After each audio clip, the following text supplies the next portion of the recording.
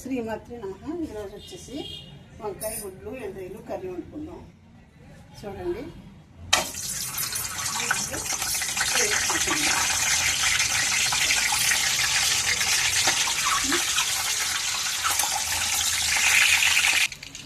చూడండి గుడ్లు వేగి తీసేసుకుందాము. తీసుకుని పక్కన పెట్టుకుని మనం కొంచెం మసాలా పేస్ట్ వేసుకుందాము.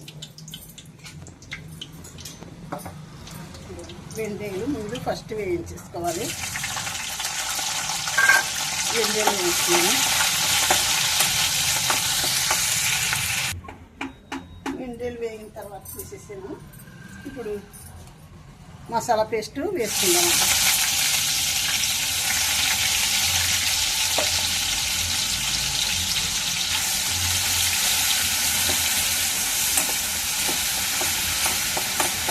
మసాలా కొంచెం బాగా వేగిన తర్వాత మసాలా వేసుకుంది కదా, పచ్చిమిర్చి కట్ చేసి వేసుకుందామండి.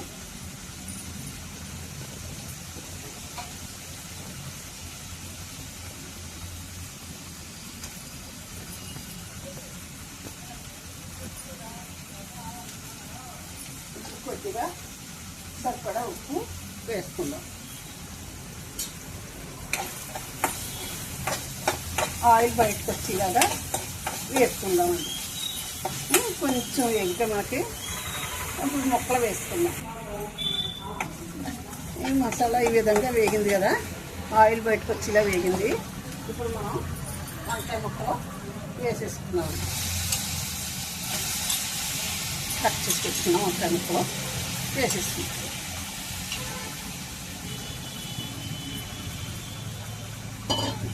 ఒక నిమిషంలో పైకి తింటే కలుపుకొని మూత పెట్టుకుంటే మగ్గుతాయండి. బాగా బాగా మగ్గుతాయి. చూడండి, మగ్గిన తర్వాత లాస్ట్ వేసుకోవాలండి. ఉప్పు కారం, అది ఉప్పు వేసాను, కారం పసుపు తర్వాత వేసుకుందాం. గరం మసాలా పౌడర్. చూడండి, అలా వేసుకుని చూద్దాం. స్లోగానే మగ్గుతుందండి. కానీ ఆయిల్ వీటెక్కలేదండి. కానీ మగ్గుతుంది. ఇలాగే మగ్గితే మనకి బాగుంటుందండి. చిన్న సెట్ని మగ్గాలండి. మగ్గితే బాగుంటుంది. మరీ చిన్న సెట్ పెట్టుకోకూడదు, మరి కండెక్కిపోయినట్టు అయిపోతుంది. దీని మీద నేను దొండకాయ వేపుడు కూడా చేసుకుందామని కోసుకున్నానండి. పచ్చడి దొండకాయ వేపుడు మూత పెడతానండి. చల్లారిపోకుండా ఉంటుంది. చలిగాలి కదా, కొంచెం వెయిట్గానే మగ్గుతుంది. కర్రీ అలా మగ్గింది ఒకసారి చూద్దామండి. ఇంకా మగ్గుతుందండి కర్రీ అయిపోయింది. ఇంకా కొంచెం మగ్గితే మనకి వాటర్ తక్కువ పడుతుందండి. కూర కూడా టేస్టీగా ఉంటుంది.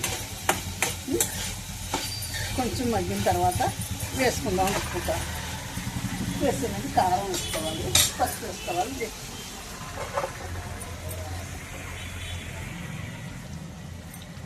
చూద్దాము. ఇలా మగ్గుతుందండి. ఇలా మగ్గితే సరిపోతుంది. మనకి కొద్దిగా కారం వేసుకుందాము.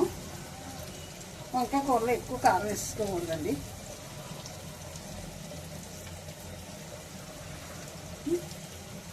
వేసి కారం వేసాము. కొంచెం పసుపు కూడా వేసుకుందాము. 1 టీ స్పూన్ పసుపు వేస్తున్నాను. 1 స్పూన్ గరం మసాలా పౌడర్ కూడా వేస్తున్నాను. కొంచెం మనకి కలుపుకుందాం. మనం పైకి కలుపుకొని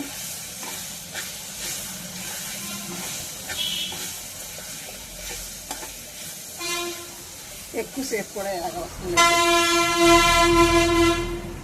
గుడ్లు కూడా వేసేస్తున్నాను. 2 గుడ్లు వేసేసాను. కొంచెం వాటర్ కూడా వేసుకున్నాము. వాటర్ వేసుకుని ఒకసారి ఇలా కలుపుకుంటే మనకి కూర మగ్గిపోద్దండి. కూర కొంచెం మగ్గింది చాలండి. మరి ఎక్కువ వేసేసుకోకూడదండి. అంటే వంకాయ మగ్గి ఉంది కదా, లేదా పేస్ట్ లాగా అయిపోతాయండి వంకాయలు. చూడండి, మూత పెట్టుకున్నాము. మూత పెట్టుకున్న తర్వాత మళ్ళీ కలుపుకున్నాము. వంకాయ కర్రీలోకి కొంచెం పాలు కూడా వేసుకుంటే బాగుంటుందండి. 2 స్పూన్లు పాలు వేస్తానండి. ఎక్కువ కదా, ఓ 2 స్పూన్లు 3 స్పూన్లు పాలు వేసుకుంటే సరిపోతుంది. టేస్టీగా ఉంటుందండి కర్రీ. మూత పెట్టుకున్నాము. చూద్దామండి వంకాయ కూర ఎంతవరకు రెడీ అయిందన్నది దగ్గరికి అయిపోతుందండి. ఇంకొక నిమిషం మనకి ఉంటే వాటర్ దిగిపోద్ది. చాలా బాగుందండి కూర, చాలా టేస్టీగా కూడా ఉంటుంది. చూసుకొని చూడండి వంకాయ కూర రెడీ అయిపోతుంది. ఒక నిమిషం మనకి ఇంకా మగ్గితే సరిపోతుందండి. చాలా బాగుందండి కర్రీ అయితే. చూడండి కర్రీ రెడీ అయిపోయిందండి. కట్టేసుకుందాం. చూడండి చాలా సూపర్ వచ్చిందండి కర్రీ అయితే. చాలా బాగుంది కదా, ముక్క గట్ట ఉడికింది. ఈ గ్రేవీ ఉండాలండి, ఇంకా కొంచెం గ్రేవీ లాగేస్తుంది వదిలేస్తేనే. సరే అండి, కట్టేస్తున్నాను. ఉంటానండి. శ్రీమాత్రే నమః. శ్రీమాత్రే నమః. కర్రీ కట్టేసాను, బౌల్లో తీసుకుంటానండి. శ్రీమాత్రే నమః.